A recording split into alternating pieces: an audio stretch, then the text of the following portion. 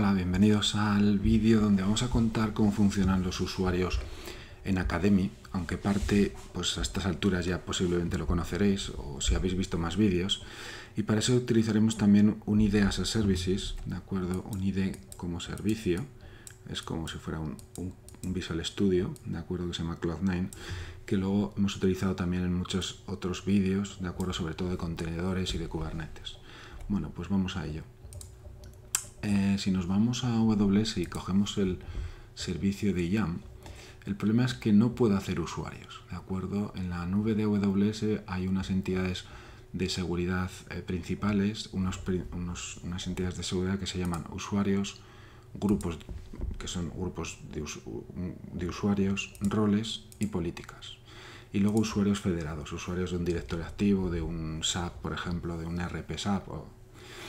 Entonces, en principio nosotros no podemos hacer usuarios, ¿de acuerdo? Nosotros crearíamos un usuario demo y aquí le daríamos permisos a través de grupos o copiando permisos de otro usuario o adjuntándole políticas.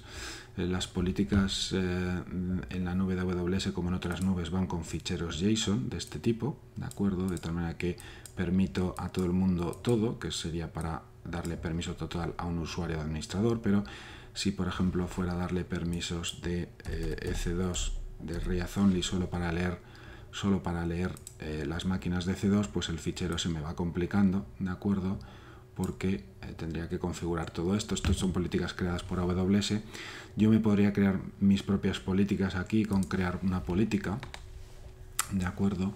Pero todo esto está cerrado en Academy, no funciona. Lo cuento un poco para que sepáis cómo funciona todo esto en AWS, ¿de acuerdo?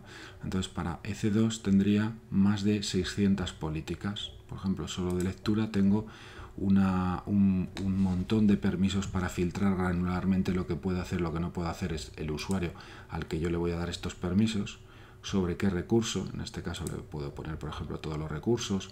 Le podría poner condiciones, pues que esté con doble factor de autenticación o que solo permita desde la IP pública en la que estamos trabajando, y luego todo esto se va creando en un fichero JSON que me lo va gestionando. No lo tengo que ir escribiendo yo, o solo lo modificaría poco a poco después a partir de la plantilla que me crea este generador de políticas.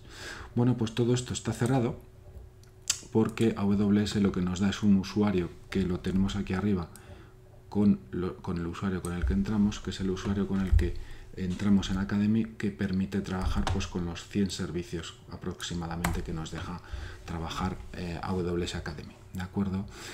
Y no podemos crear políticas. Y luego también, que lo hemos utilizado en otros vídeos, utilizamos cuando nos pide un rol para configurar ciertos servicios, siempre elegimos la app role, ¿de acuerdo? Por un lado tenemos un usuario, que es el que nos viene por defecto, y luego en algunos servicios que nos pide un rol hay que poner la app role. ¿Qué es un rol? Un rol es una entidad de seguridad de AWS que permite modificar los permisos que tenga en ese momento un usuario o un servicio de Amazon. Es decir, yo le puedo poner a una función lambda un rol para acceder a S3. Bueno, pues esa función lambda, que es código serverless, accederá a S3 a través de un rol. Bueno, pues siempre que nos pida AWS un rol a la hora de configurar rol, pues lo necesitaremos poner. Si le echas un vistazo al vídeo de monitorización donde trabajamos una función lambda, porque luego vemos los logs que deja esa función lambda, configuramos esto en esa función lambda, ¿de acuerdo? Y poco más, no deja hacer nada más, ¿de acuerdo? En el servicio de YAM. Pero dicho eso, en algunos servicios yo para entrar por consola simplemente abrimos la consola directamente dándole a este botón, ¿de acuerdo? Y nos abre la consola. En una cuenta de Amazon directamente pues le daríamos a la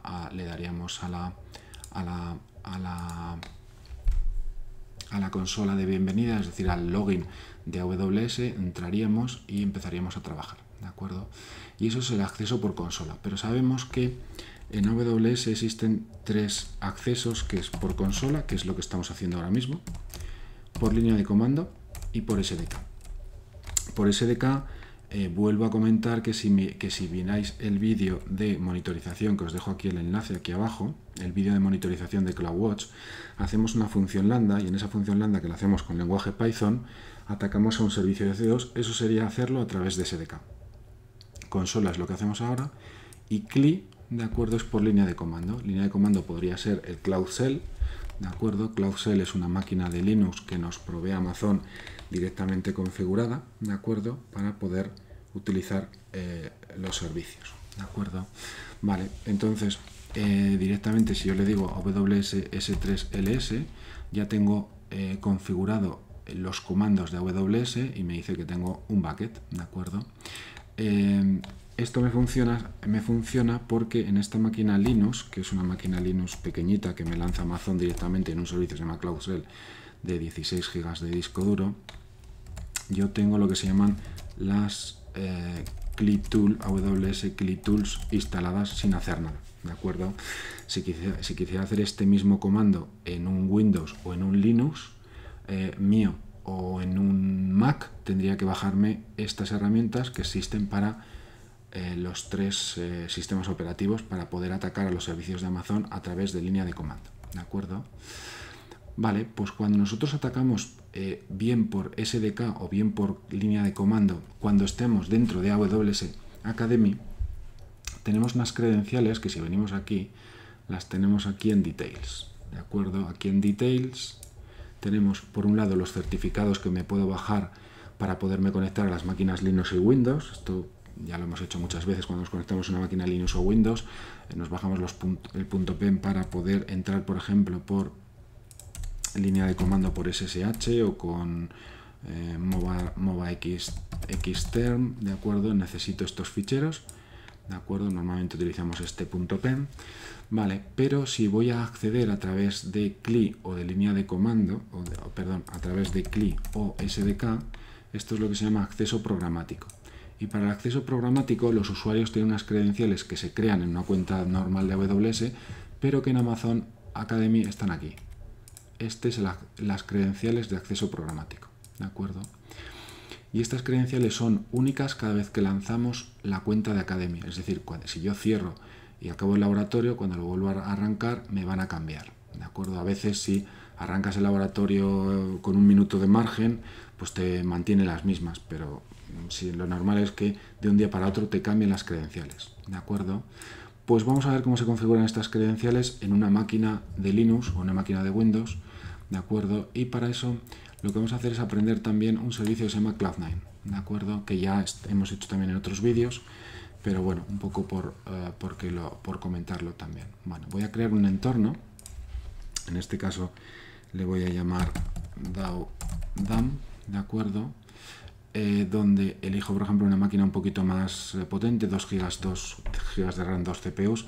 Esta aquí es gratis, esta me costaría pues a lo mejor 10 euros o 4 o 5 euros al mes, no, 4 o 5 euros al mes, pero bueno, tenemos dinero suficiente para hacerlo, ¿de acuerdo?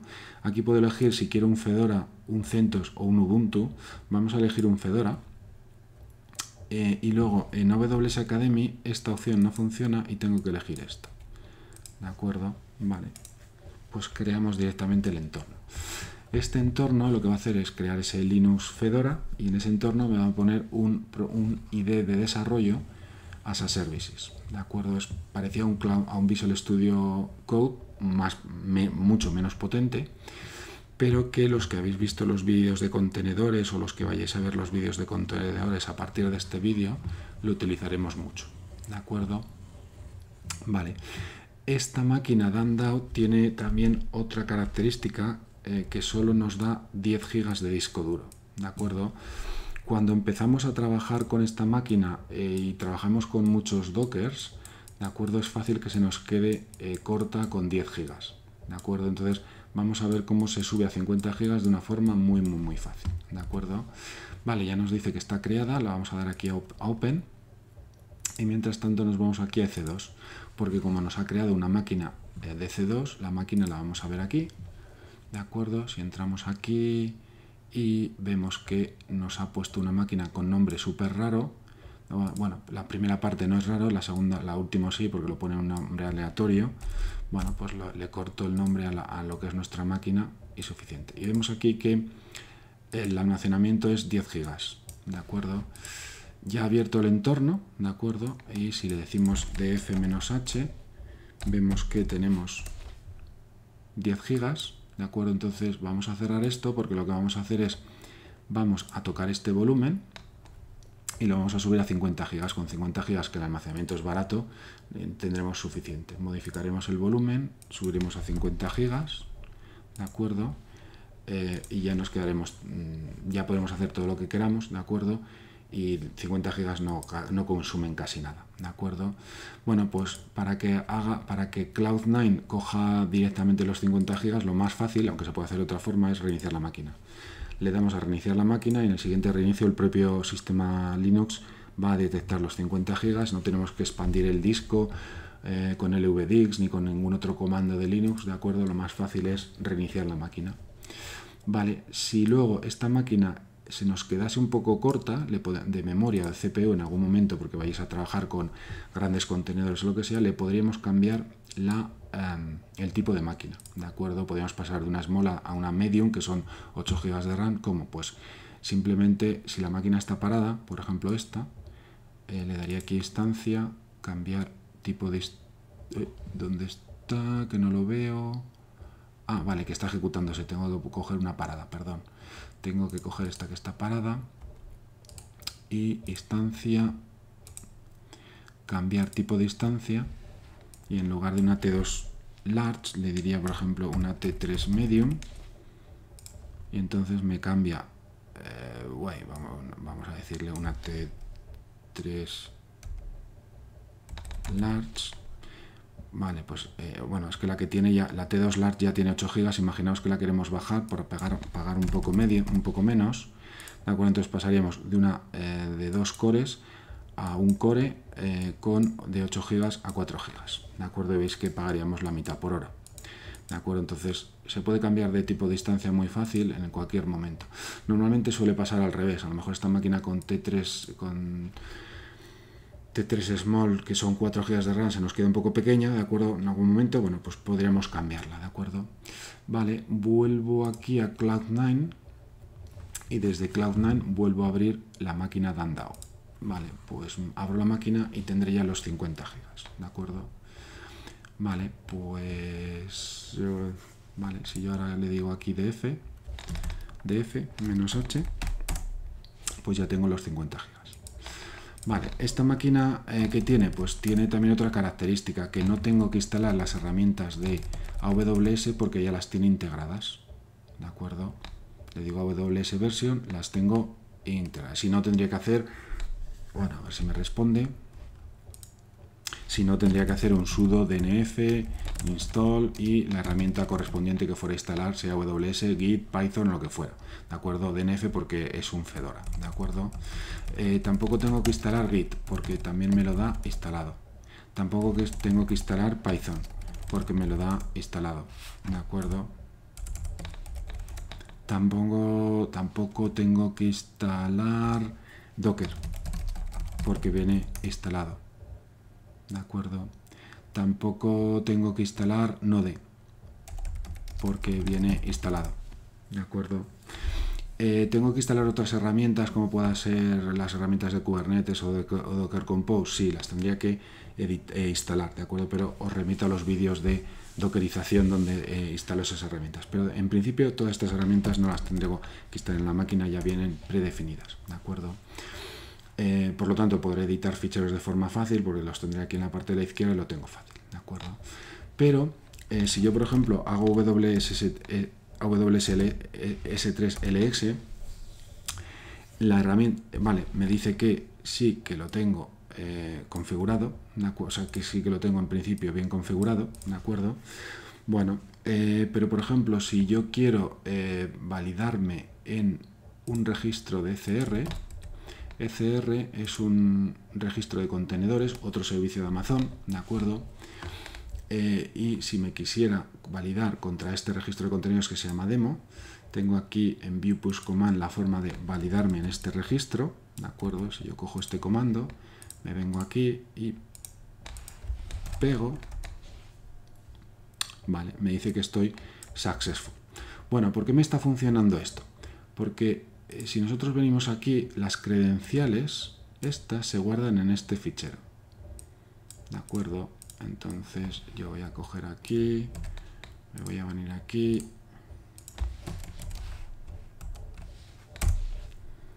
vale, y termina en 4L, en M5, vale. Fijaros que no coinciden, esta, con ¿de acuerdo? Bueno, entonces, estas credenciales son de otro laboratorio de AWS que ahora mismo está en funcionamiento, ¿de acuerdo? Pero que es del anterior laboratorio que todavía no las ha matado, ¿de acuerdo? Pero en cualquier momento no me loguearía en el servicio de Docker, en el servicio del repositorio de Docker, o tampoco me validaría aquí. ¿Por qué? Porque estas credenciales tienen un tiempo de vida, ¿de acuerdo? Y dejarán de funcionar en unos minutos. Bueno, en unos minutos o en unas horas, ¿de acuerdo? Depende de cuándo se lanzó lanzado este laboratorio, hace como un par de horas, ¿de acuerdo? Entonces, estas credenciales siguen existiendo y ahora me ha dado unas credenciales diferentes. Entonces, para salir de dudas y que no tenga problemas de que me deje de funcionar algo en ese momento, lo que vamos a aprender es a configurar estas credenciales, ¿de acuerdo? Vale, pues entonces, ¿cómo se hace? Muy fácil. Yo lo que tengo que hacer es aws configure y automáticamente este comando lo que va a hacer es cambiar las credenciales en este fichero, pero no todas. Entonces, yo me voy a coger el access key, que es este de aquí, lo pego, veis que no termina en LY4L. Yo me voy a coger el siguiente, que es este de aquí, lo pego, me dice que estoy en North Virginia, sí, y que me voy a cambiar, bueno, en qué formato de fichero me voy a cambiar la información, le voy a decir JSON. ¿Esto qué es? Pues fijaros, vale, ahora os enseño lo del JSON. Y entonces me dice, oye, ¿quieres forzar las credenciales temporales? ¿De acuerdo? Bueno, esto porque me lo pregunta. Me lo va a preguntar siempre y esto da bastante castaña. Vale, ¿cómo se quita este mensaje? Bueno, voy a forzarlo, ¿de acuerdo? Y si le digo otra vez a AWS configure, fijaros que no me ha cogido las credenciales adecuadas. No me ha cogido y me vuelve a preguntar, ¿de acuerdo? Vale, entonces aquí me dice, al final me dice permanent disable, sí, porque si no me está sin parar de preguntar. Bueno, si no quiero responder a esos mensajes, ¿cómo podía haber hecho que no me saliesen esos mensajes? Solo hay que hacerlo una vez. Venimos aquí a la ruleta, venimos aquí abajo, tocamos AWS Settings y desactivamos esto. La última pregunta que me ha salido era si quería desactivar las credenciales temporales. Esto estaba así, lo dejamos así. ¿De acuerdo? Hay que quitarlo, las credenciales temporales para AWS Academy, ¿de acuerdo? Y esto solo hay que hacerlo una vez. Vale, una vez que lo he hecho, si yo lanzo configure, volvemos a ver que nuestro usuario termina en LVMX, pero no es nuestro usuario, ¿de acuerdo? Nuestro usuario termina en QEK. Por lo tanto, si yo hago AWS S3LS y esas credenciales ya no están en funcionamiento, me da un error, ¿de acuerdo? Y si yo quisiera validarme en el repositorio de contenedores que hemos visto antes, también me daría error. ¿De acuerdo? Lo he borrado, pero me daría también error. Creo que tendré las credenciales aquí. Este de aquí era esto. Me voy a registrar en un repositorio de contenedores. Da igual, aunque no sepáis lo que es un repositorio de contenedores, y me da error. ¿Por qué? Pues porque el fichero, si yo le digo cat, la virguilla, o la S tumbada, como queréis llamarlo, AWS Credentials, no tengo los datos que tengo que tener en el otro lado, ¿de acuerdo?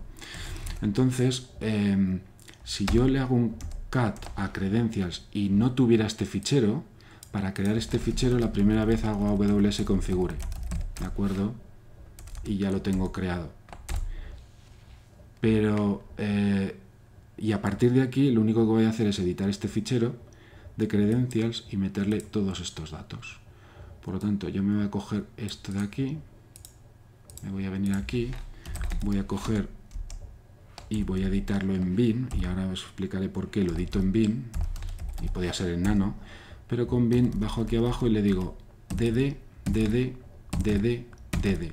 Cada dd me borra una línea, no tengo que ir línea por línea. Me pongo aquí, inserto, y se tiene que poner lo mismo. Fijaros, lo que pone aquí coincide con lo que pone aquí. ¿De acuerdo? Ahora salgo salvando, escape WQ admiración. Si queréis me aseguro. Y es verdad que termina en QEQ, en DHJ y en TLP, que es lo que yo tengo aquí. ¿De acuerdo? Y ahora, por ejemplo, si hago esta instrucción, sí me vuelve a funcionar.